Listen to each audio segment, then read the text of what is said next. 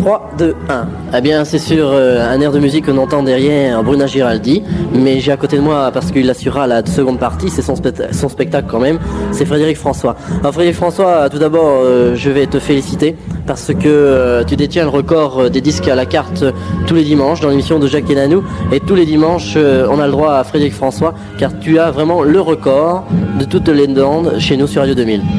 Bien, merci, je suis très touché, mais je crois qu'il faudrait surtout remercier le public parce que c'est lui qui est le maître. Si ils écrivent, c'est qu'ils aiment et c'est eux qu'il faut remercier. Alors ce soir à Dijon, j'ai fait un petit peu le tour de la salle, 70% de filles, de femmes, peut-être même plus, 80%, et puis les messieurs, les papas, les grands-pères qui ont accompagné, mais c'est des femmes. C'est pratiquement comme ça partout, que des femmes, bah oui. Comment tu fais ton choix? Tu fais ton choix comment? Très difficile à faire un choix. Alors c'est vrai, on t'a souvent... est-ce que c'est péjoratif appeler un chanteur à minette? Ah ben non, ça a été une époque, l'époque de Mike Brand, de C. Jérôme et tout ça, dans les années 72, où tout le monde disait, bon, des chanteurs à minette sont arrivés, quoi.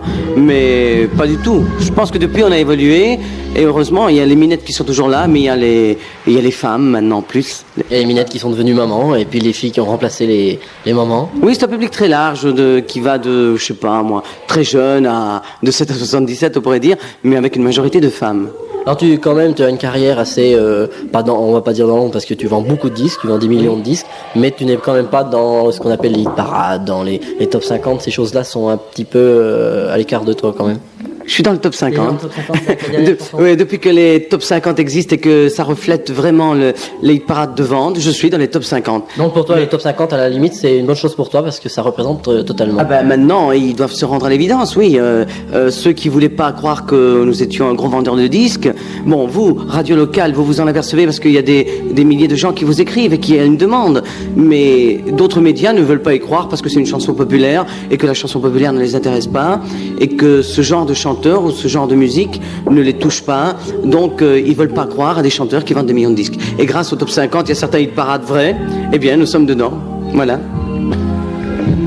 Donc dans le hit parade, et puis maintenant t'as ta place, mais toi en tant que jeune, faire partie de la chanson populaire, t'aimerais pas faire autre chose quand même?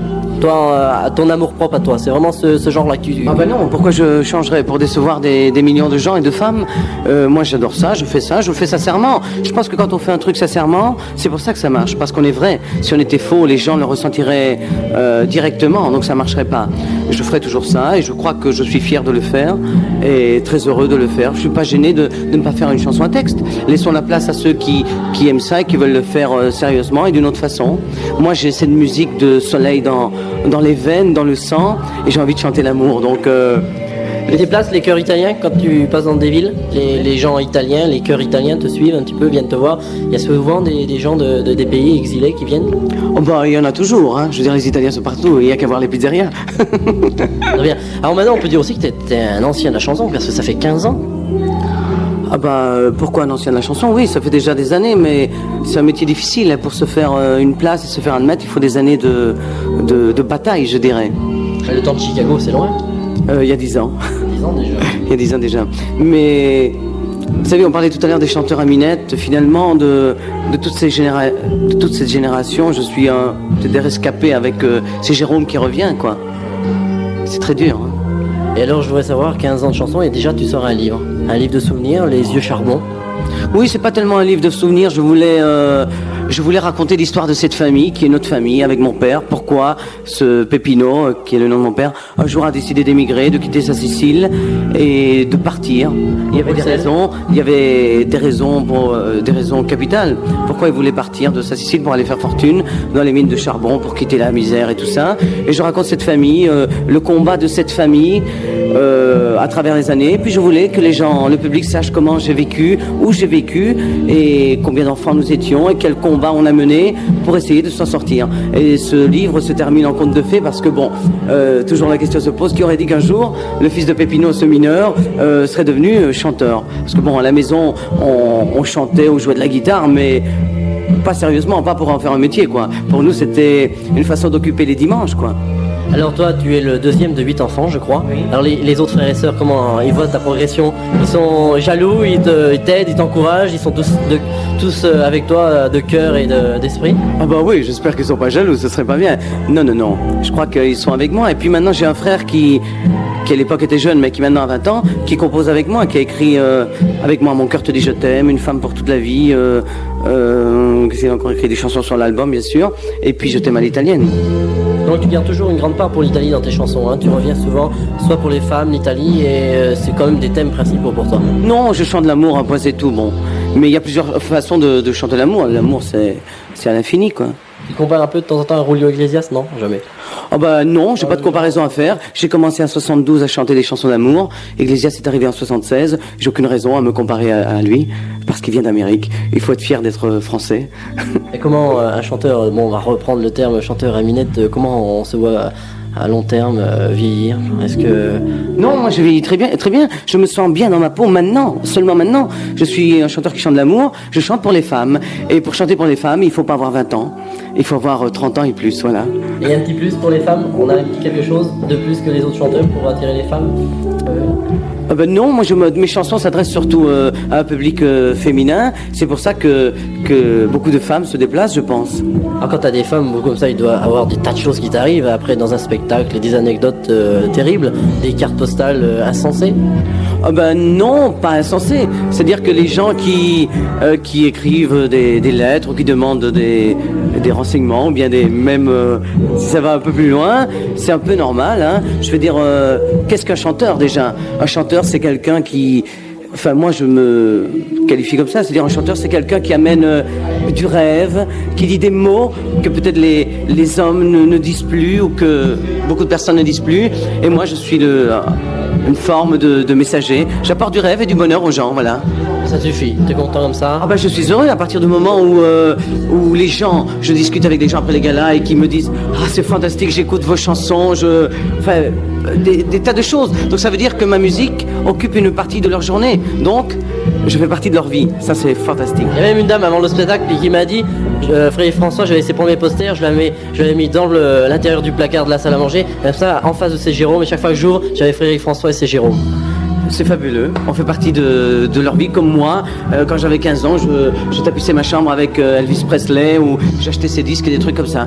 Donc il y a des chanteurs qui commencent à faire partie de notre vie et ça, que ce soit des chansons à texte ou des chansons populaires, il faut pas toucher à ça parce que c'est notre vie, notre jeunesse, notre droit à l'amusement, au bonheur et ça c'est inviolable. Actuellement, la chanson française réagit très fort, ça a toujours réagi très fort, mais actuellement, c'est un problème. On croise beaucoup de chanteurs français actuellement qui vont se battre contre les Anglais. Alors, qu'en penses-tu, toi? Ah bah, ça c'est pas... Ah bah, c'est pas un problème d'aujourd'hui. Actuellement, c'est... Quand je me suis dit, je vais commencer à faire de la musique sérieusement et faire des disques, c'était en 70, il y avait la pop musique, et puis on a essayé de traverser, on a commencé à faire des succès, puis est arrivé le disco avec tous les Anglais, et c'était l'orage, la tempête, on a essayé de survivre à travers tout ça, il y a eu le reggae, et maintenant c'est débranché, donc demain il y aura encore une autre musique. Je crois que les Anglais seront toujours là, à partir du moment où les radios imposeront cette musique, ils seront toujours là, je veux dire. Dommage que nous, on n'ait pas notre place dans leur pays aussi, il n'y a pas d'échange, voilà. Il paraît qu'il va y avoir une grosse tempête, justement, en faveur de la chanson française dans peu de temps. D'ailleurs, par une action de la SACEM. Qui c'est qu'il y en a? Ça fait des années qu'on annonce ça, non, je crois que... Je pense que la chanson française ne se porte pas mal. Il faudrait lui consacrer une plus grande place. Il faudrait d'abord que les médias et tout ça croient en la chanson française pour pouvoir la promouvoir et la défendre. Parce que bon, si on nous met 80% de disques anglais et 20% de disques français, à partir de là, tout est faussé déjà. Et toi, tu te considères comme chanteur belge, français ou italien? Ah bah, disons que je suis un des premiers Européens, quoi. Et tu tournes un petit peu dans les autres pays, la Suisse, la Belgique, la Suisse, la Belgique, la France, et pas l'Italie. Pas l'Italie. Pas l'Italie. Et pourquoi? Ah, parce que si on analyse, je pense que c'est pas un genre de voix qui correspond à ce qui se passe là-bas. Ils ont des voix rauques, ils ont des voix tout à fait spéciales. C'est plus anglo-saxon qu'italien, je dirais. Et quand on a, excuse-moi l'expression, une belle gueule comme toi, on t'a proposé des tas d'autres choses que la chanson? J'ai pas entendu. Je m'excuse du mot que je vais dire, mais quand on a une belle gueule comme toi, est-ce qu'on t'a proposé d'autres choses que la chanson? Ben non, parce que je crois qu'on peut avoir même une belle gueule, si on n'a pas le talent, on ne réussit dans rien. Voilà, si on me pose la question pourquoi je fais pas du cinéma ou bien est-ce que je suis tenté par le cinéma, je dirais tout simplement comment voulez-vous que je fasse du cinéma alors que je ne pratique pas l'art dramatique, que je sais pas déclamer, que je suis peut-être pas prêt. Donc je vais pas aller frapper à une porte où la chance ne passe et on la saisit que quand on est prêt, quoi. Et moi je suis pas prêt. Enfin, je veux dire, quand j'étais au conservatoire, j'ai fait de l'art dramatique, mais je veux dire, j'ai pas voulu défoncer cette porte. Donc, quand on veut pas défoncer une porte, qu'on n'y croit pas et qu'on n'est pas prêt, on peut pas y réussir. Voilà. Donc, je fais de la chanson. Là, tu es parti en tournée depuis combien de temps? Eh bien, depuis l'Olympia, ça n'arrête pas. L'Olympia a commencé le 22 octobre. On avait déjà fait quelques galas avant pour roder le tour de chant. Voilà. Et ensuite, tu refais un album, tu refais quelque chose, Non, là, tu prends des vacances? Non, il y a un album qui vient de sortir. Et puis je prends des vacances. Et tes vacances, c'est où en général? Tu pars d'Italie ou tu... Non, là, habituellement, je partais au soleil, mais là, je vais partir à la neige. Et le chanteur Frédéric François, dans l'intimité, qu'est-ce qu'il devient? Il redevient le papa, père de 3 enfants, un personnage totalement différent. Qui s'occupe de ses enfants, qui s'intéresse? Oui, ça, je m'intéresse à mes enfants, c'est sûr. De très près, un bon papa. Oui, je suis un bon papa quand je suis là. Je suis malheureux de ne pas peut-être consacrer plus de temps à leur vie, mais quand le public a fait de moi ce que je suis, il y a quand même le respect du public. Il ne faut pas le délaisser, mais il ne faut pas délaisser sa famille non plus. Donc c'est à moi de partager ce temps entre les deux. Et peut-être un peu plus à la famille quand même. Justement, au niveau vie privée, est-ce que ta femme n'est pas un peu... Comment elle prend ton rôle d'homme à femme? Comment elle voit ça? Elle est pas jalouse, je pense pas, parce que depuis... Je pense qu'elle est très intelligente. Et c'est ce qui nous stabilise notre famille. Non, si on prend cette discussion-là, je pense que, vous savez, le couple, c'est une grande discussion. L'amour, le couple, c'est une grande discussion. On ne peut s'aimer vraiment que s'il y a une confiance totale entre les deux êtres. Et s'il n'y a pas cette confiance, à partir de là, naît la jalousie, naît les bagarres, naît tout ce que vous voulez, naît les divorces.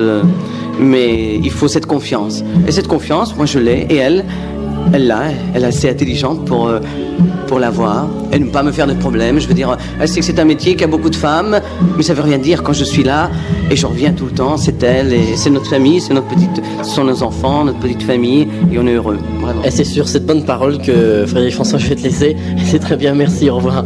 Ok, au revoir.